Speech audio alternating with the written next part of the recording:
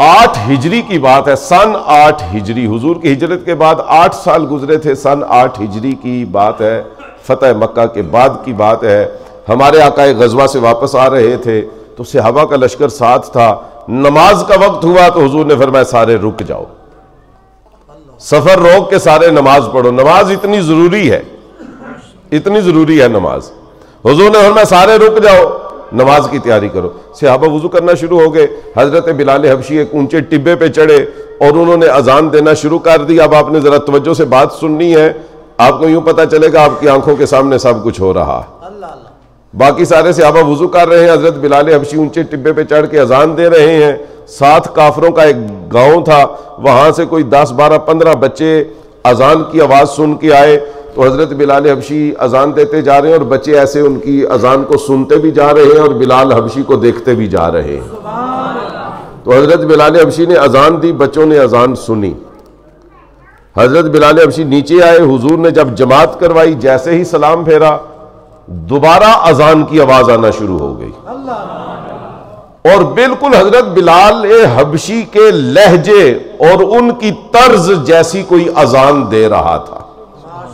حضور نے فرمایا میرے صحابہ یہ گاؤں تو کافروں کا ہے، یہاں پہ کوئی مسلمان نہیں ہے، کوئی مسجد نہیں ہے، اذان کی آواز کہاں سے آ رہی، جاؤ پتہ کرو۔ تو صحابہ کرام گئے، چند صحابہ گئے، بھاگے تو انہوں نے دیکھا کہ وہی 12 14 15 جو بچے تھے ان میں سے ایک بچہ جس کی عمر 12 سال تھی تو وہ حضرت بلال حبشی کی اذان کی نقلیں اتار رہا تھا، اور جس طرح حضرت بلال حبشی اذان دیتے تھے تو اسی طرح وہ اسی انداز میں، اسی آواز میں، اسی لہجے میں وہ بھی اذان دے رہا تھا۔ تو صحابہ واپس آ گئے، عرض کی یا رسول اللہ کوئی نہیں، کوئی مسجد نہیں، کوئی مسلمان نہیں، وہ پاس کا جو گاؤں ہے کافروں کے چند بچے آئے ہیں تو وہ حضرت بلال حبشی کی اذان کی نقلیں اتار رہے ہیں، باقی کوئی بھی نہیں۔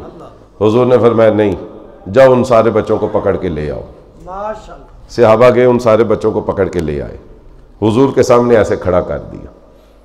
اب وہ سارے بچے حضور کے سامنے کھڑے ہیں، آپ نے ایک ایک کا چہرہ دیکھا، بچے ایسے کانپنا شروع ہو گیا، ان کے پسینے چھوٹ گئے، ٹانگیں ان کی لرزنا شروع ہو گئی، اس لیے کہ حضور کا بڑا روب تھا۔ سرکار کی حدیث ہے، حضور نے فرمایا نصرت بالرعب مسیرۃ شہر۔ حضور نے فرمایا کہ میرا روب اتنا ہے، اتنا میرا روب ہے، اللہ نے مجھے اتنا دبدبا دیا ہے کہ میرا دشمن 1600 میل دور بیٹھا ہو اور میں نے اس کو جنگ کی دھمکی بھی نہ دی ہو، میں نے اسے ڈرایا بھی نہ ہو، دھمکایا بھی نہ ہو، میں نے اسے کچھ کہا بھی نہ ہو، حضور نے فرمایا 1600 میل دور سے میرا دشمن میرے روب کی وجہ سے اس طرح کانپ رہا ہوتا ہے۔ تو یہ تو چھوٹے چھوٹے بچے تھے، حضور نے ایک نظر ڈالی تو سب کے جسم کانپنا شروع ہو گئے اور پسینے چھوٹ گئے۔ حضور نے فرمایا تم میں سے کون اذان دے رہا تھا؟ تو سارے بچے ڈر گئے، تو انہوں نے اس 12 سال کے بچے کی طرف اشارہ کیا کہ مسلمانوں کے نبی یہ اذان دے رہا تھا، ہم تو صرف سن رہے تھے، ہم نے نہیں نقلیں اتاری۔ تو اذان جو دے رہا تھا وہ یہ ہے۔ حضور نے اس بچے پہ ایسے نظریں جمائیں اور اسے فرمایا کہ آگے آ جاؤ میرے سامنے۔ بچہ چلتا ہوا حضور کے سامنے آ کے کھڑا ہو گیا۔ اب اس بچے کا جو دل ہے وہ زور زور سے دھڑک رہا، پسینے اس کے بھی چھوٹے ہوئے، ٹانگیں اس کی بھی کانپ رہی، جسم اس کا بھی لرز رہا ہے۔ اور حضور نے اس بچے کو اپنے پاس بلایا اور باقی بچوں سے کہا جاؤ تم سب آزاد ہو، اپنے گھروں میں جاؤ۔ اس نے کہا میں بھی جاؤں؟ آپ نے فرمایا نہیں، تو نہیں جا سکتا، مکتب عشق کا دستور نرالا دیکھا، اس کو چھٹی نہ ملی جس کو سبق یاد ہوا۔ حضور نے فرمایا تو نہیں جا سکتا۔ بچے نے ایسے ہاتھ باندھ دیا، اپنے ننھے ننھے ہاتھ، کہنے لگا مسلمانوں کے نبی مجھے معاف کر دے، مجھ سے غلطی ہو گئی، میں دوبارہ یہ حرکت نہیں کروں گا، مجھے بھی جانے دیں۔ حضور نے فرمایا ایک شرط ہے، تو وہ شرط پوری کر دے، اس کے بعد تیری مرضی، جی چاہے تو چلے جانا، جی چاہے تو ہمارے پاس رہنا۔ ذرا کہیے ذوق سے سبحان اللہ۔ دیکھیں نا، 2 جہانوں کے سردار بچے کے ساتھ ڈیل کر رہے۔ حضور نے فرمایا ایک شرط ہے، تو پوری کر دے، اس کے بعد تیری مرضی ہے، تو گھر جائے گا تو ہم تجھے روکے کہ نہیں، اور اگر ہمارے پاس رہے گا تو ہم تجھے قبول کر لیں گے۔ کہتے ہیں مسلمانوں کے نبی بتائیے کیا شرط ہے؟ اب ذرا حضور کی شرط سنیں۔ بچے نے حرکت کیا کی تھی؟ حضرت بلال حبشی کی نقلیں اتاری تھی، اپنے دوستوں کو ہنسایا تھا، مضحکہ مذاق اڑایا تھا۔ حضور کی شرط سنیں۔ حضور نے فرمایا میری شرط یہ ہے کہ وہ جس طرح تو پہلے اذان دے رہا تھا ذرا دوبارہ مجھے اسی طرح اذان سنا۔ حضور نے فرمایا اس طرح اذان سنا، اس کے بعد تیری مرضی، جانا ہوا تو چلے جانا، رہنا ہوا تو رہ جانا۔ دو کتابوں کے اندر لکھا ہے الاصابہ فی ما رفعت الصحابہ اور الاستیعاب فی ما رفعت الاصحاب، دونوں کتابوں کے اندر لکھا ہے۔ بچہ آگے سے کہتا ہے کہ مجھے اذان پوری نہیں آتی، میں بھول جاتا ہوں کیونکہ میں نے ایک ہی دفعہ سنی۔ حضور نے فرمایا تو اذان دینا شروع کر، جہاں پہ تو بھول جائے گا اللہ کا رسول وہاں سے تجھے آگے بتائے گا۔ اچھا، اب ہزاروں صحابہ بیٹھے ہیں، نماز ہو چکی ہے، اذان کی ضرورت کوئی نہیں، مگر وہ بچہ حضور کے لیے اذان دے رہا۔ ایسے اس نے کانوں میں ہاتھ ڈالے، قبلے کی طرف منہ کیا اور اذان دینا شروع کی، اور صحابہ فرماتے ہیں ہم نے اپنی کانوں سے سنا، جہاں پہ وہ بھول جاتا تھا وہاں سے حضور اسے بتاتے تھے آگے تو نے یہ پڑھنا۔ ایک دفعہ اس نے پوری اذان دی، 12 سال کا بچہ۔ ایک کتاب میں لکھا ہے اس بچے کا نام تھا اوس، دوسرے میں لکھا ہے اس کا نام تھا سامورا، تیسرے میں لکھا ہے اس بچے کا نام تھا سلیمان۔ تو مجھے یہ یقین ہے کہ بچے کا نام سلیمان تھا، میرا دل اس بات کے اوپر زیادہ آتا ہے کہ بچے کا نام سلیمان تھا، کیونکہ یہ زیادہ روایات۔ تو 12 سال کا بچہ، نام اس کا سلیمان تھا، ایک دفعہ اذان دی، خاموش ہوا۔ حضور نے فرمایا ذرا ایک دفعہ پھر سنا دے۔ دوسری اذان بھی اس نے سنائی، اور صحابہ فرماتے ہیں دوسری اذان کے بعد وہ بھولا نہیں۔ اور پھر صحابہ فرماتے ہیں جب دوسری دفعہ اذان اس نے مکمل کی، اب آپ نے ذرا مجھے دیکھ کے تقریر سننی ہے، یوں پتا چلے گا آپ کی آنکھوں کے سامنے سب کچھ ہو رہا ہے۔ صحابہ فرماتے ہیں جب سلیمان نامی 12 سال کے اس بچے نے دوسری دفعہ اذان دی تو حضور کھڑے ہو گئے، سبحان اللہ، اور حضور نے اپنا دست مبارک اس طرح کیا، اس طرح کیا حضور نے اپنا ہاتھ، جدی انگلی نے توڑیا چن سائم او دے پنجے دی شان کی پوچھنا ہے۔ سبحان اللہ، حضور نے چاند توڑنے کے لیے انگلی کو اس طرح کیا تھا، مگر اس بچے کے لیے حضور نے پورا ہاتھ اس طرح کیا، اور حضور نے یہ ہاتھ اس کے ادھر رکھا، یہ ہاتھ سر کے ادھر، تلی حضور نے رکھی جہاں سے بال شروع ہوتے ہیں، اس طرح رکھا، ہاتھ ادھر رکھا۔ قربان جائیے جس کے دماغ کے اوپر حضور ہاتھ رکھ دے۔ بھئی حضور کی ایک انگلی کی شان ہمیں آج تک سمجھ میں نہیں آئی، اگر ایک کی شان سمجھ میں نہیں آئی تو دو کی بھی، اور اگر دو کی سمجھ نہیں آ سکتی تین کی، اور اگر تین کی شان سمجھ میں نہیں آئی تو چار کی شان بھی سمجھ میں، اور اگر چار کی سمجھ میں نہیں آئی تو حضور کے پورے پنجہ مبارک کی شان بھی سمجھ میں، اور اگر پنجے کی شان سمجھ میں نہیں آ سکتی تو بازو کی شان بھی سمجھ میں نہیں آ سکتی، اگر بازو کی شان سمجھ میں نہیں آ سکتی، دیکھیں پنجہ پاک کی شان سمجھ میں نہیں آئی تو بازو پاک کی شان بھی سمجھ میں نہیں آ سکتی، اگر بازو پاک کی شان سمجھ میں نہیں آئی تو تن پاک کی شان بھی سمجھ میں نہیں آ سکتی، اور اگر ایک تن کی شان سمجھ میں نہیں آ سکتی تو 5 تن کی شان بھی سمجھ میں نہیں آ سکتی۔ تو حضور نے اس طرح اپنا ہاتھ اس کے سر کے اوپر رکھا، اور پھر حضور نے وہ ہاتھ اس طرح نیچے لانا شروع کیا۔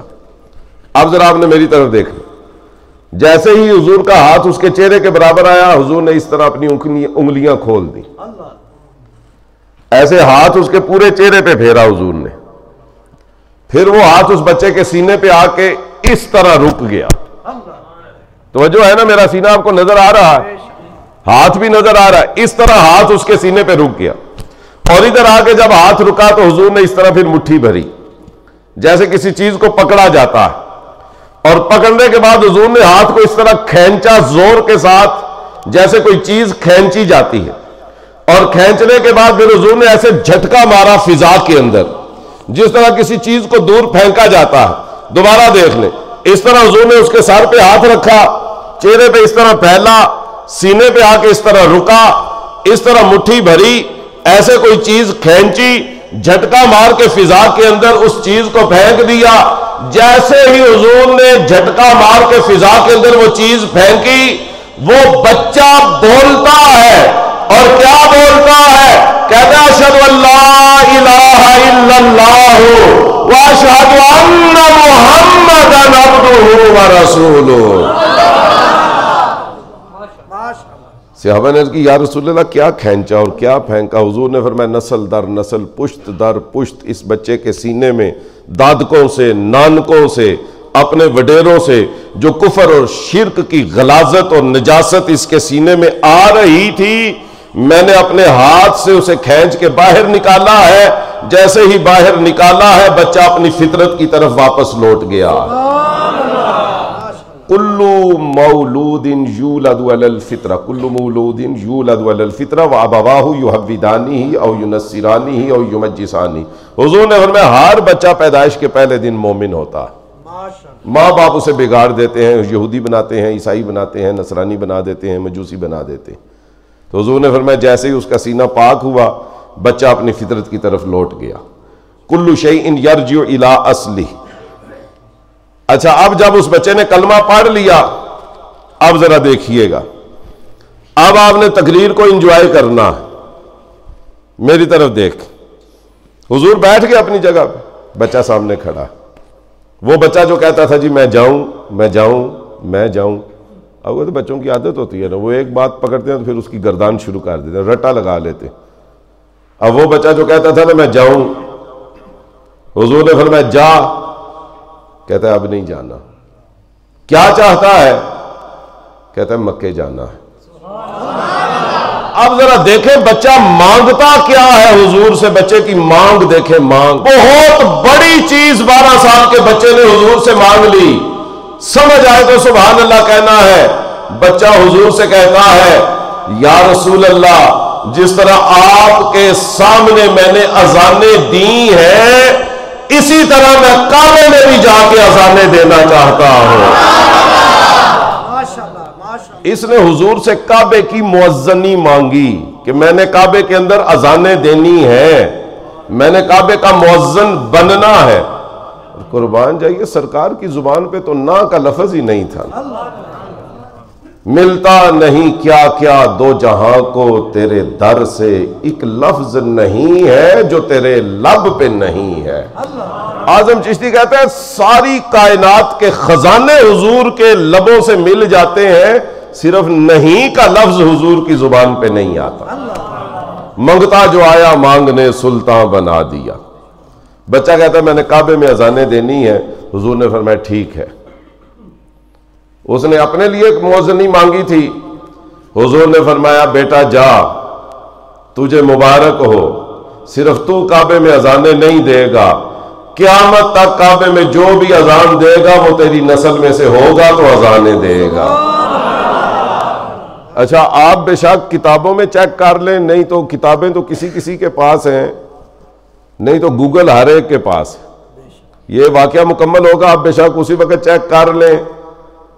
آج تک کعبے میں جتنے مؤذن گزرے ہیں اسی بچے کی اولاد میں سے گزرے ہیں۔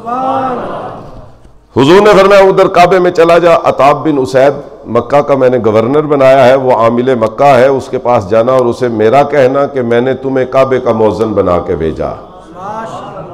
وہ بچہ جس کا نام کسی نے اوس لکھا، کسی نے سامورا لکھا، کسی نے سلیمان لکھا، اس کے اندر اختلاف ہے، لیکن ہماری کتابوں کے اندر اس بچے کی جو کنیت ہے وہ حضرت ابو محذورہ جمحی بیان کی جاتی ہے۔ اس نام سے وہ بچہ مشہور ہوا، وہ وہاں سے پھر سیدھا کعبے گیا۔ حضرت عطاب بن اسید بیٹھے ہوئے تھے، بچہ ان کے سامنے جا کے کھڑا ہو گیا۔ انہوں نے ایسے دیکھا، انہوں نے کہا بیٹا کہاں سے آئے ہو اور کیوں آئے ہو؟ کہتے ہیں رسول اللہ کی بارگاہ سے آیا ہوں اور کعبے کا مؤذن بن کے آیا۔ آپ نے فرمایا پھر وقت ہو گیا ہے، اذان دینا شروع کر۔ 12 سال کی عمر میں اس بچے نے کعبے کے صحن کے اندر زندگی کی پہلی اذان دی۔ اچھا، یہ وہ مؤذن ہے جس نے کسی چھوٹی جگہ پہ اذان ہی نہیں دی، یا اذانیں دی ہیں بارگاہ مصطفیٰ میں، افتتاح وہاں سے ہوا، یا اذانیں دی ہیں کعبے کے صحن میں۔ پہلی اذان دی، پھر یہ بچہ اذانیں دیتا رہا، اور اس کی اذانوں کی برکت دیکھیں، اس کی اذانوں کی برکت سے اس کے ماں باپ مسلمان ہو گئے، اس کے سارے بہن بھائی کلمہ پڑھ گئے، اس کا پورا خاندان، قبیلہ، کنبہ، برادری کلمہ پڑھ گئی۔ اس 12 سال کے بچے کی اذانوں میں وہ تاثیر تھی کہ اس کا پورا گاؤں کلمہ پڑھ کے نبی کے غلاموں کے اندر شامل ہو گیا۔ پھر میرے محترم سامعین، یہ بچہ اذانیں دیتا رہا، حتیٰ کہ اس کا بچپن ختم ہوا، لڑکپن شروع ہو گیا، اذانیں دیتا رہا، لڑکپن ختم ہوا، نوجوانی شروع ہو گئی، اذانیں دیتا رہا، نوجوانی ختم ہوئی، جوانی شروع ہو گئی، بچہ اذانیں دیتا رہا، پھر جوانی بھی ختم ہو گئی، یہ اذانیں دیتا رہا، بڑھاپا شروع ہو گیا۔ 79 ہجری میں ان کا وصال ہوا۔ اب سمجھ کے آپ نے ہاتھ بلند کر کے سبحان اللہ کہنا ہے، یہ کعبے کا وہ مؤذن ہے جسے اللہ کی ذات نے پورے 58 سال تک کعبے میں اذانیں دینے کا شرف عطا فرما دیا ہے۔